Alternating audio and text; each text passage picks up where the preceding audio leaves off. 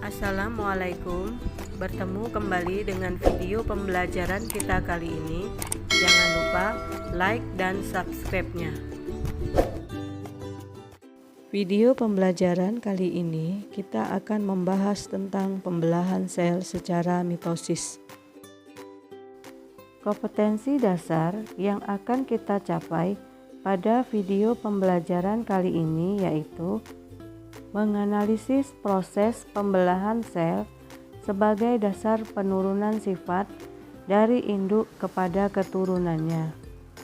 Sedangkan tujuan pembelajaran yang akan kita capai yaitu yang pertama, menjelaskan pengertian pembelahan sel mitosis. Kemudian yang kedua, menjelaskan tahapan proses pembelahan mitosis. Dalam rangka pertumbuhan, tubuh kita bertambah besar dan tinggi. Begitu pula dengan halnya pada hewan dan tumbuhan. Perhatikan gambar. Dari gambar terlihat dua orang laki-laki yang berbeda tinggi badannya. Mengapa bisa demikian? Nah, sel-sel penyusun tubuh kita membelah sehingga bertambah banyak. Pertambahan sel menyebabkan tubuh kita bertambah besar dan tinggi.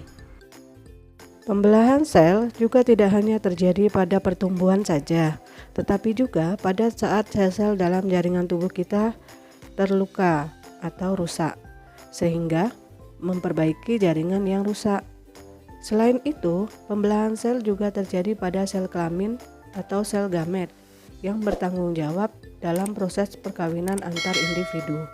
Setelah dewasa, sel kelenjar kelamin pada tubuh manusia akan membelah dan membentuk sel-sel kelamin. Jadi, apa itu pembelahan sel? Ya, pembelahan sel adalah suatu proses yang membagi satu sel induk menjadi dua atau lebih sel anakan dengan cara membelah diri, baik itu pada organisme uniseluler dan multiseluler. Pembelahan sel terbagi menjadi dua macam. Yang pertama, pembelahan secara langsung atau amitosis.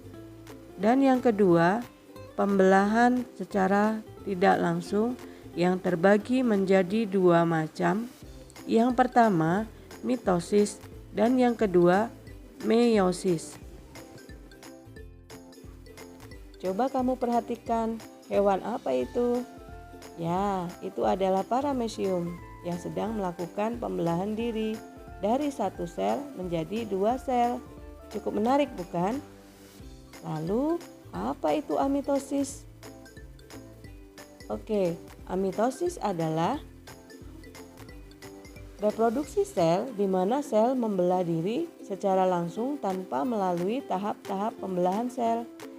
Lalu, hewan apa yang melakukan pembelahan secara amitosis? Oke, hewan yang melakukan pembelahan sel secara amitosis adalah hewan yang uniseluler, yaitu yang memiliki satu sel. Contohnya cyanobacteria, paramecium, dan amoeba. Lalu, kenapa mereka bisa berkembang secara langsung? Kemudian, dia bisa membelah secara langsung tanpa melakukan tahapan-tahapan tertentu.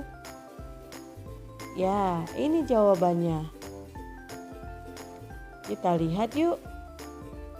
Cyanobacteria, paramecium, dan amoeba melakukan pembelahan diri karena dia sel prokariotik yang tidak memiliki membran inti sel. Jadi dia membelah secara langsung. Itulah tadi pembahasan kita tentang amitosis. Selanjutnya kita akan membahas tentang mitosis. Untuk memahami lebih jelas tentang proses pembelahan mitosis, mari kita simak video berikut. Mitosis merupakan sebuah proses pembelahan sel yang berfungsi untuk meregenerasi sel tubuh yang mengalami kerusakan atau kematian.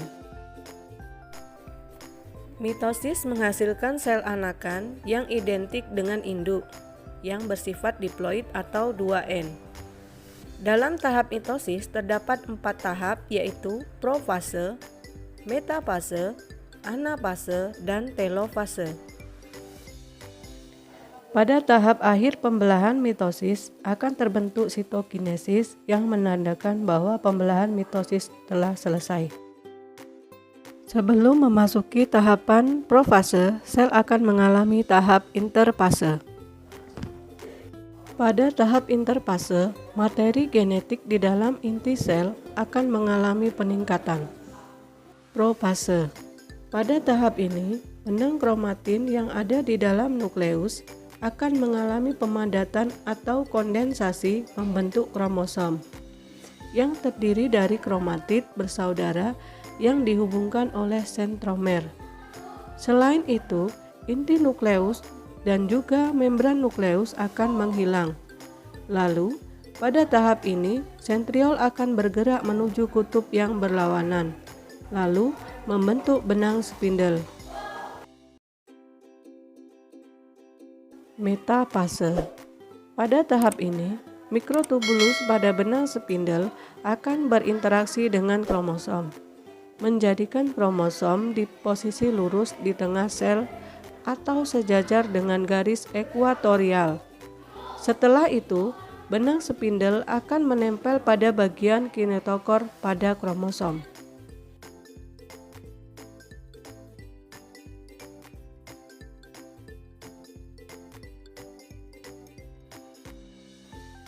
Anafase.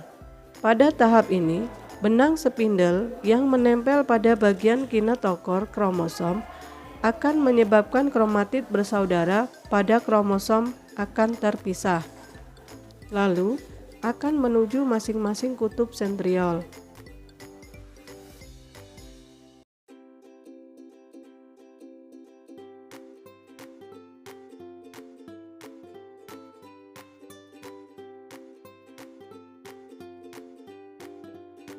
Telofase.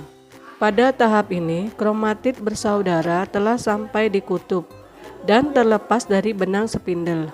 Lalu, kromatid akan bertransformasi membentuk kromatin kembali.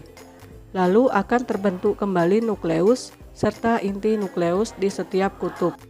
Sitokinesis.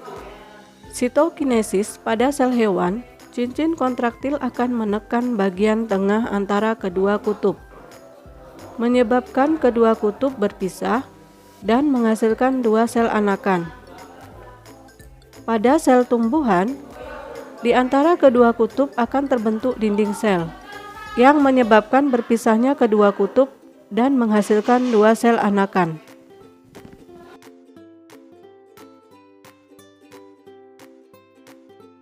Demikianlah video pembelajaran kali ini. Semoga bermanfaat. Saya akhiri. Assalamualaikum warahmatullahi wabarakatuh.